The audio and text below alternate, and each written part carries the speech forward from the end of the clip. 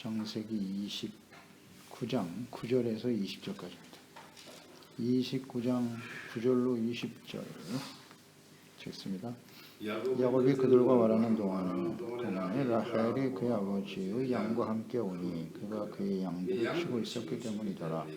야곱이 그의 외삼촌 라반의 딸 라헬과 그의 외삼촌의 양을 보고 나아가 우물 아귀에서 돌을 옮기고 외삼촌 라반의 양떼에게 물을 먹이고 그가 라헬에게 입맞추고 소리내어 울며 그에게 자기가 그의 아버지의 생질이요 이브가 여덟됨을 말했더니 라헬이 달려가서 그 아버지에게 알림해 라반이 그의 생질 야곱의 소식을 듣고 달려와서 그를 영접하여 안고 입맞추며 자기 집으로 인도하여 들으니 야곱이 자기의 모든 일을 라반에게 말하며 라반이 이르되 너는 참으로 내 혈육이로다 하였더라.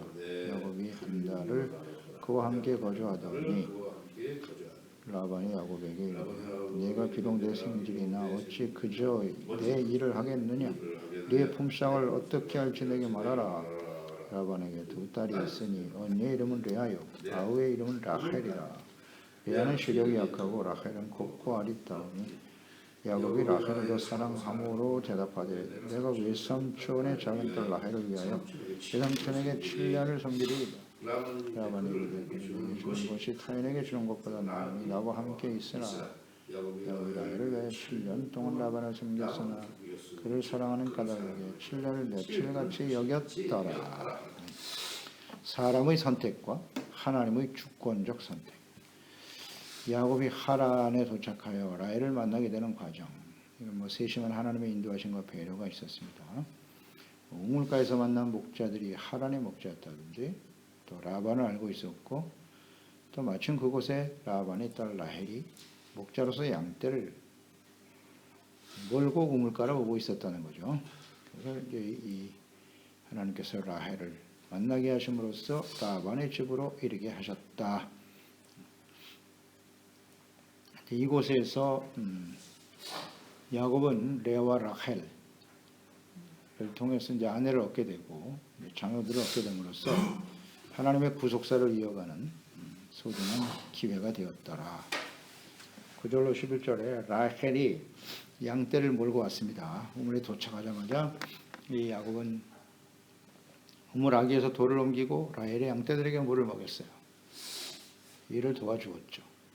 그래서 야곱은 라헬에게 입맞추고 소리내어 울었다 그랬어요. 그 친족을 만나서 그 기쁨이기도 했겠죠. 아버지 집을 떠나서 정말 외롭고 힘든 여정을 지나서 이 하란에 도착한 것이 너무 기쁘기도 했을 것이고 외삼촌 라반의 딸을 이렇게 직접 만남으로 인해 혈육을 만난 거죠. 반감과 또 기쁨 그런 마음이 있어 눈물이 났을 것이고 또 하나님께서 자신에게 말씀하신 대로 무사히 외삼촌의 집에 이르게 하신 그래서 친족을 만나게 하신 하나님께 감사하는 마음도 있었을 것입니다. 그래서 눈물을 흘렸다. 하나님께서 야곱에게 위로를 주셨다. 위로해 주신 하나님이시다. 그렇게 묵상이 되네요. 하나님께서는 이렇게 연단이죠. 이게 연단의 과정을 지금 지나고 있는 것인데 연단과 고난의 여정을 지나게 하시지만 이렇게 위로해 주시는 하나님이시다. 라고 묵상하게 됩니다. 위로의 하나님이시다. 고린도후서 1장 3절에 보면 찬송하리로다. 그는 우리 주 예수 그리스도의 하나님이시고 자비의 아버지시여 모든 위로의 하나님이시다. 하나님은 모든 위로의 하나님이 되신다. 우리의 모든 환난 중에서 우리를 위로하사 우리로 하여금 하나님께 받는 위로로서 모든 환난 중에 있는 자들을 능히 위로하게 하시는 이시로다. 하나님은 이렇게 환난 받는 자들에게 당하는 자에게 위로를 주시는 분이래요. 그리스도의 고난이 우리에게 넘친 것 같이 우리가 받는 위로도 그리스도로 말미암아 넘치는도다. 너희를 위한 우리의 소망이 견고함은 너희가 고난에 참여하는 자가 된 것 같이 위로에도 그러할 줄을 알미니라. 그렇습니다.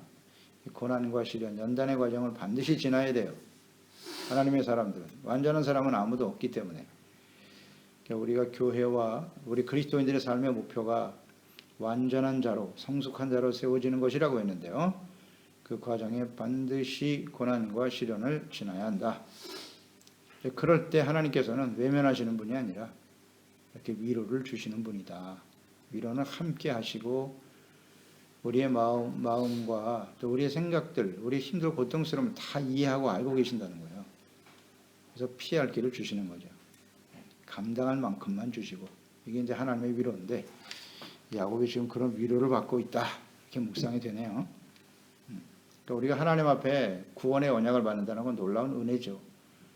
그리고 성화되어져 가는 과정, 완전한 자로 세워져 가는 과정에 다양한 모습의 여러 가지 시련과 환난이 다가오기도 하는데 하나님은 우리를 위로해 주시는 분이다.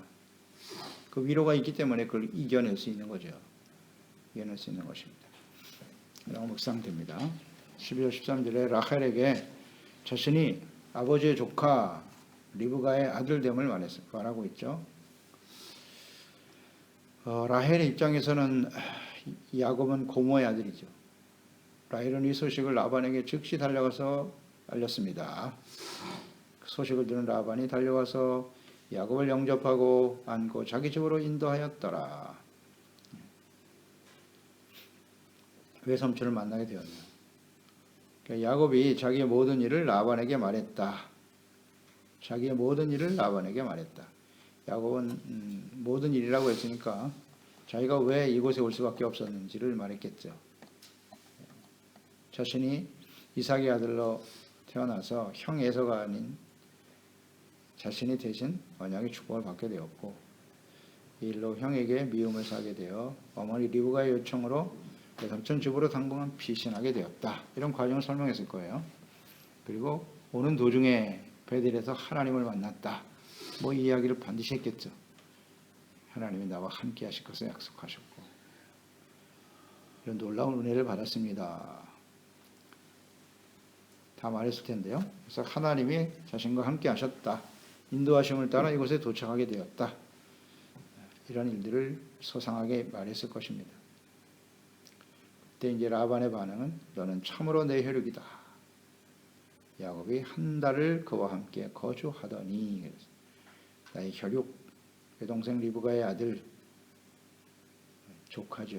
처음 만나는 야곱이었지만 그의 모든 말을 듣고서 자신의 혈육 조카임을 인정하였더라.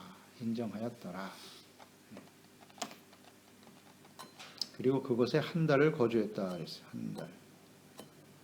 한 달을 거주했다. 그러니까 야곱은 이 한 달이라고 하는 의미는 잠시 동안만 이곳에 머물다가 갈 것이다. 그런 생각을 했던 것 같아요. 한 달을 거주했다. 잠시. 근데 그 기간은 얼마나 될지 모르죠. 잠시 피해 있어라. 리브가는 그렇게 말했고, 형 에서의 마음이 진정되면 연락을 시하마. 한 달을 기다리고 있었다는 것인데 그렇게 오래 있을 거라고는 생각하지 않았을지도 몰라요. 야곱은. 근데 한 달을 거주하는 동안 그는 그냥 무의도식하고 있지 않았다는 거예요. 매우 성실하게 라반의 양떼를 돌보면서 일했다는 거예요. 일했다. 그러니까 15절에 라반이 야곱에게 이르되 내가 비록 내 생질이 있나 어찌 그저 내 일을 하겠느냐, 내 품삯을 어떻게 할지 내게 말하라. 열심히 일했다는 거예요. 성실하죠, 야곱은. 조카였지만 무보수로 일을 시킬 수는 없다는 생각을 했을 것이고, 그래서 품삯을 어떻게 할지 말하라. 네가 선택해라. 그러니까 이런 말 속에는 야곱의 성실함도 있지만 야곱이 마음에 들었어요. 라반 입장에서는. 그래서 자기 집에 함께 거주하면서 일꾼이 되어줄 것을 요청하는 거죠. 이곳에 있으면서 품삯을 받고 일해라. 일꾼이 되었으면 좋겠다. 그런 말입니다. 우리가 계속 묵상되어 있지만 이 라반도 상당히 욕심이 많은 사람이거든요. 욕심이 많은 사람이에요. 그런 생각으로 제안을 했었고, 이에 대해서 16절 17절에 라반에게 두 딸이 있었다. 언니는 레아고 아우의 이름은 라헬이었다. 그래서 레아는 시력이 약하고 라헬은 곱고 아름다웠다. 야곱이 라헬을 더 사랑하기 때문에 대답하기를 내가 외삼촌의 딸 라헬을 사랑하여 위하여 외삼촌에게 7년을 섬기겠습니다. 라는 제안을 하네요. 품삯을 라헬을 아내로 달라는 거예요. 그게 품삯이 될 거라고 말했네요. 야곱은 우물가에서 처음 만난 아름다운 라헬을 더 사랑했다. 아내로 주시면 7년 동안 무보수로 일하겠습니다. 하는 제안을 했죠. 레아는 그 단어의 의미가 뭐 지치다, 우둔하다, 또 애모하다, 그러니까 사랑을 사모한다 그런 의미를 갖고 있고요. 레아. 근데 레아는 시력이 약했다. 눈이 잘 안 보이거나 그런 상태인 것 같아요. 라헬은 암양이라는 뜻이에요. 단어 자체가. 그래서 외모가 아름다웠다. 성품은 어떠했는지 그건 자세히 설명이 없고, 그러나 그 이후에 이 라헬의 어떤 성향을 우리가 쭉 보게 됩니다.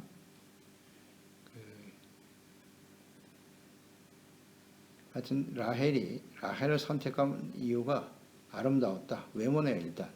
그러니까 외모는 아름다웠던 것 같아요. 그래서 라헬이 낳은 아들이 요셉인데 창세기 39장 6절에 보면 주인이 그의 소유를 다 요셉의 손에 위탁하고 자기가 먹는 음식 외에는 간섭하지 아니하였더라. 요셉은 용모가 빼어나고 아름다웠다. 요셉이 잘생겼다는 거예요. 이게 아마 엄마 라헬을 닮아서 그런 것 같고. 그리고 요셉도 굉장히 성실하죠. 성실하고 진실한 것으로 보아서 라헬 엄마의 영향도 있었을 것이다. 물론 야곱 아버지를 많이 닮았겠습니다만, 그러니까 영성은 야곱을 닮고 외모는 엄마를 닮은 아들이 라헬이 낳은 요셉이다. 그렇게 묵상이 돼요. 근데 우리 야곱이 아내를 선택하는 이 과정을 묵상해 보면 여기도 하나님의 섭리가 있다. 보이지 않는 하나님의 뜻, 섭리. 그 섭리는 뭐냐? 야곱은 라헬을 사랑해서 라헬을 통해서 요셉과 베냐민을 낳았어요. 베냐민을 낳았습니다. 그래서 요셉의 아들들이 누구냐? 에브라임과 므낫세죠. 므낫세가 장자고 에브라임이 차자였죠.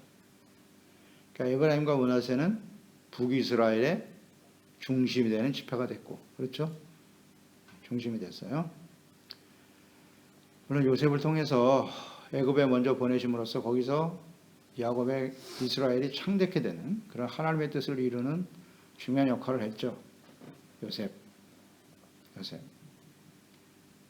근데 구속사의 측면에서 한번 보자고요.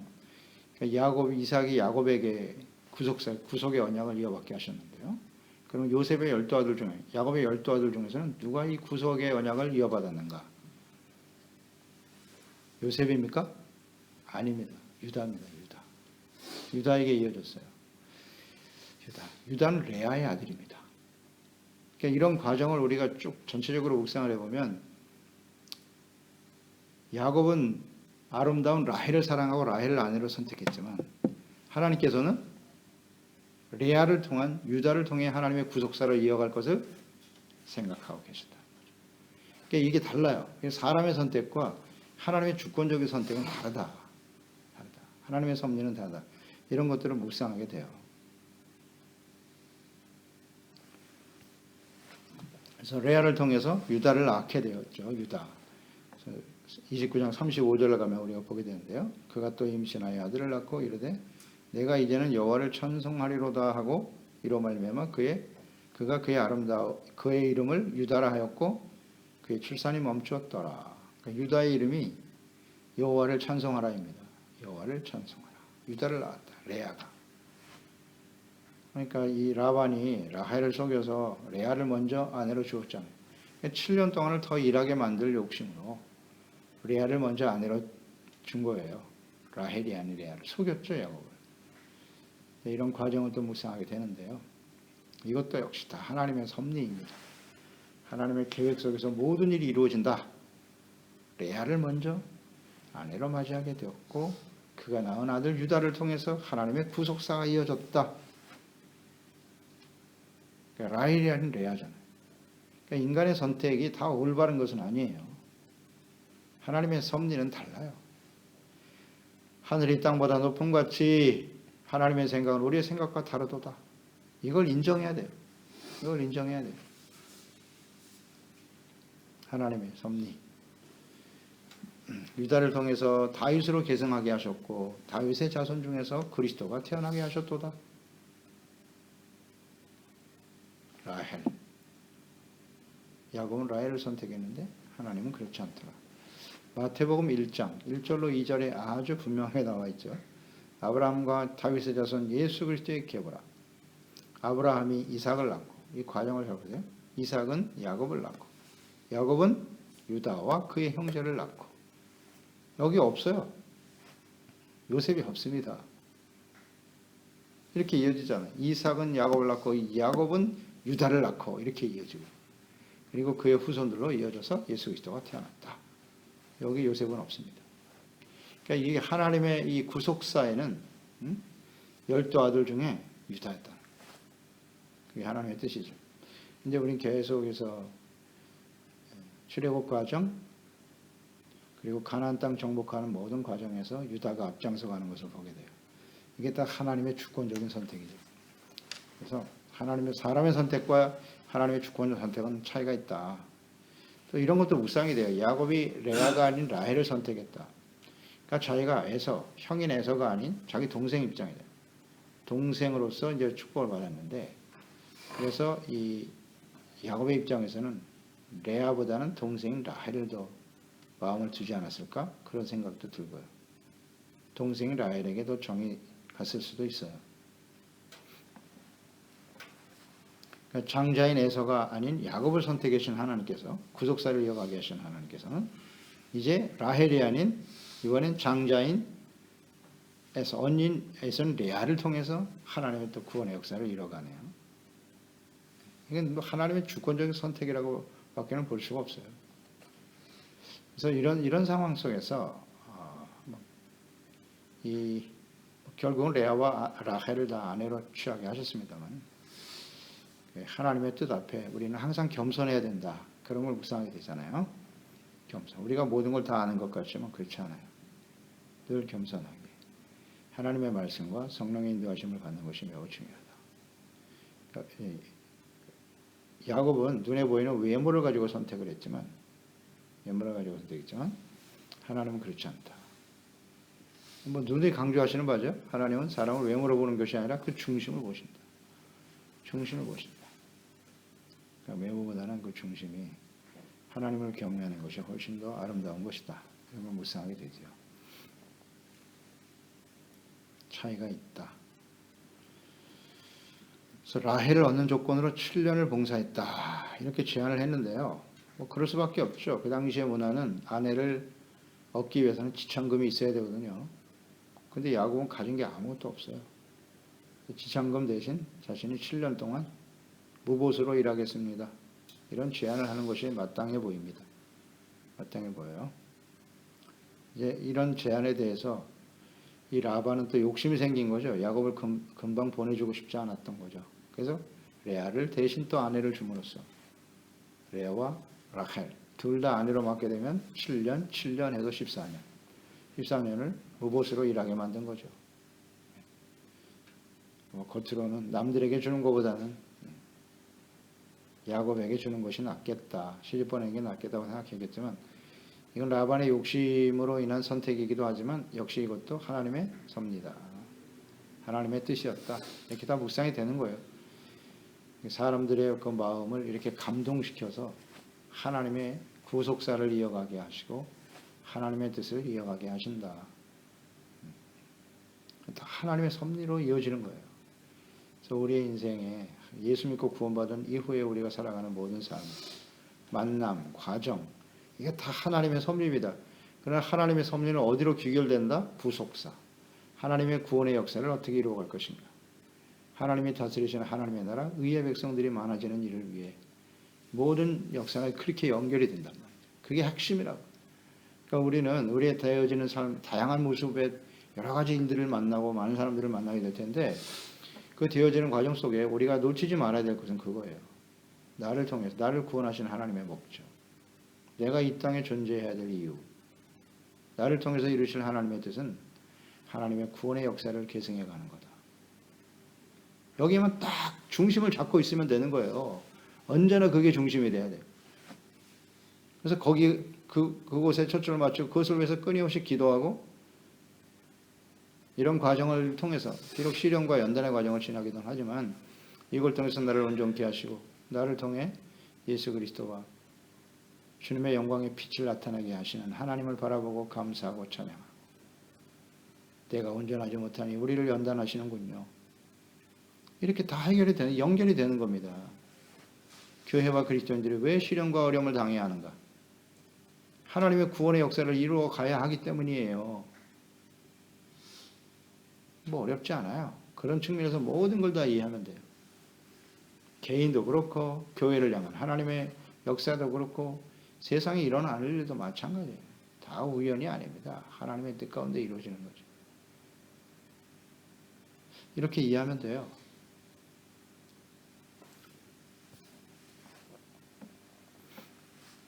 사랑하는 라헬을 아내로 얻기 위해서 7년을 며칠과 같이 일했다.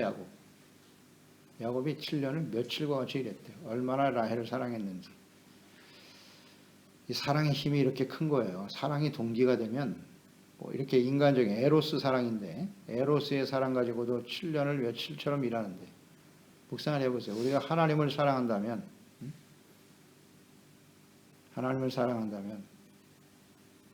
이런 마음으로 주님을 섬겨야 되지 않겠어요? 이거 우리의 삶의 여정이 이런 모습이어야 하지 않나요? 며칠과 같이 주님을 위해 헌신하고 충성하였더라. 근데 어때요, 우리? 잘 안 되죠. 7년을 며칠과 같이 행복한 마음으로 사랑이 동기가 되면 이렇게 주님을 섬기게 되는 거예요. 사람을 사랑해서도 이렇게 일을 하는데 우리가 영원하신 하나님 변함없는 사랑으로 우리를 사랑하시는 그 하나님의 사랑이 있다면 이런 기쁨과 즐거움으로 일하지 않겠어요? 온전한 마음과 기쁜 뜻으로 주를 섬겨라. 아멘. 언제나 사랑이 동기가 돼야 돼요. 인간적인 사랑은 변하는 것이고 오직 앞에 주님의 사랑이 계속 우리에게 분발되어질 때 우리가 주를 섬기는 이 일이 결코 부담이 아니잖아요. 즐거움과 기쁨이 돼야지. 잘 묵상해 봐야 됩니다. 우리 신앙생활이 얼마나 됐는가를 생각해 보고 언제부턴가 형식적으로 섬기게 되지 않았나? 내가 주를 섬기는 이런 기쁨과 즐거움이 있나? 이런 것들. 예수님이 말씀하셨잖아요. 주님이 우리를 사랑하신 같이 너희가 서로 사랑하라. 이것도 변함없는 하나님의 계명이요 뜻인데 사랑하는 마음으로 이렇게 즐거움으로 서로 사랑하고 있나? 이것도 쉽지 않죠. 인간적인 사랑은 절대 이게 불가능합니다. 그래서 하나님의 사랑이 성령께서 사랑을 계속 부어주셔야만 이렇게 즐거운 마음으로 서로 사랑하면서 살 수 있다. 그렇지 않나요? 며칠같이 해야겠다. 참 묵상을 해봅니다. 부부가 만나서 가정을 이루며 30년, 40년, 50년을 살았는데 이것을 내가 며칠과 같이 여기며 살았도다. 이게 정말 행복한 인생 아닌가? 그런 생각을 해봐요. 어쩔 수 없이 살아가는.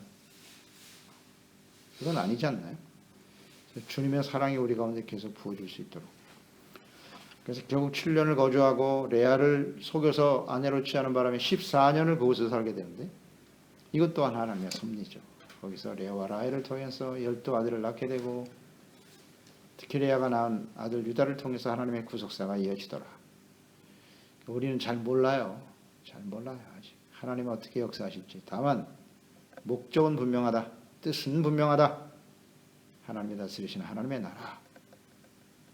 하나님의 구속의 역사가 우리를 통해서 우리 인생을 통해서 우리 자녀들의 삶을 통해서 이어져 가게 하실 것이다.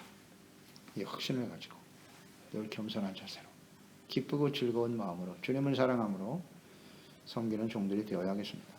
그렇습니다. 하나님 아버지, 오늘도 야곱이 라반과의 만남 또 그곳에서 7년에서 14년을 거주하게 되는 한 달 동안 잠시 있다가 돌아올 것이다 생각했는데 하나님은 14년을 계획하고 계셨네요.